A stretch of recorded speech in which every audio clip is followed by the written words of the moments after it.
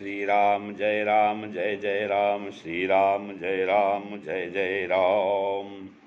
ज्योतिष शास्त्र की चर्चा क्रम में आज जो है कुंडली में राजयोग व गज केसरी योग क्या होता है उसके विषय में चर्चा हो रही है। राजयोग का अर्थ ऐसा योग है जो प्रत्यक्ष अप्रत्यक्ष राजा के समान सुख प्रदान करे।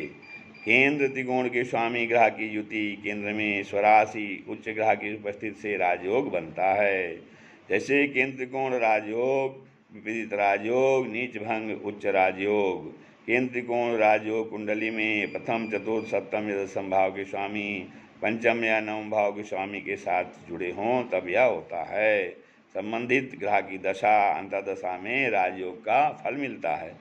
विपरीत राजयोग कुंडली के छठे, आठवें व 12वें का स्वामी इनमें से किसी एक स्थान में स्थित हो तो विपरीत राजयोग होता है। ऐसी स्थिति में व्यक्ति जीवन में बार बार विपरीत परिस्थितियों से निकलकर महत्वपूर्ण उपलब्धि हासिल करता है।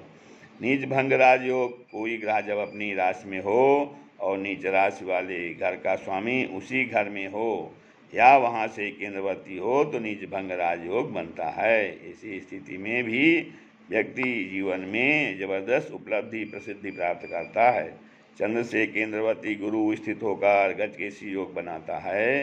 यह जीवन में अपार प्रसिद्धि देता है जो मृत्यु के बाद भी बनी रहती है। स्वभाव से बड़प्पन आता है रहता है।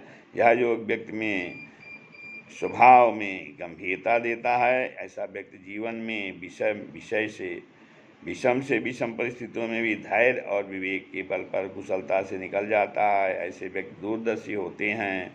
भाग्यस्ते निज तुंग मित्र भवने संपूर्ण गात्रे विधो लाग्नादस्पद वित्त राशि गतयो संन्यारयोर्भूपति चंद्रे पूर्ण कलान्विते बलयुते लग्नम बिना केंद्र के दृष्टे दानव मंत्रिणा च गुणा राजा मही दान कृत।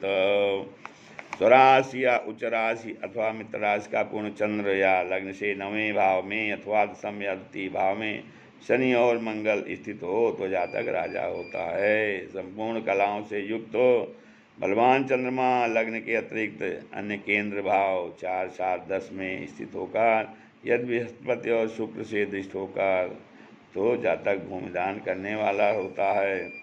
और पंचम भाव में उच्चस्थ ग्रह पंचमेश से युति आदिष्ट हो, पंचम भाव में उच्च राशि का ग्रह पंचमेश से युति आदिष्ट हो और अन्य 2 ग्रह भी अपने उच्च राशि में स्थित हों तो यह राजयोग होता है। लग्नम विहाय केंद्रे सकल कला पूरित निधानाथा विदधाति महीपालम विक्रम धनवानोपेतम सारावली में कहा गया।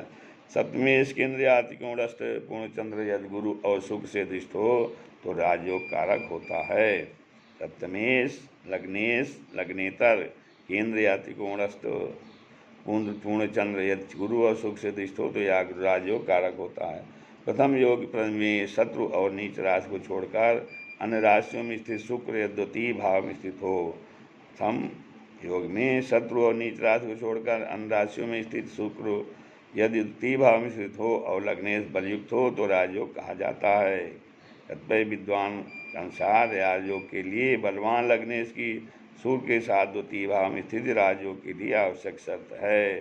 नीचारि गृहे पहाये वित्त संस्थो लग्ने सा कभी न बली ये विषम शत्रु नीच गृहं त्यक्त्वा कुटुम्बस्था सभार्गवः लग्नेश्वरो बली यत्र स नरः पृथ्वीपति।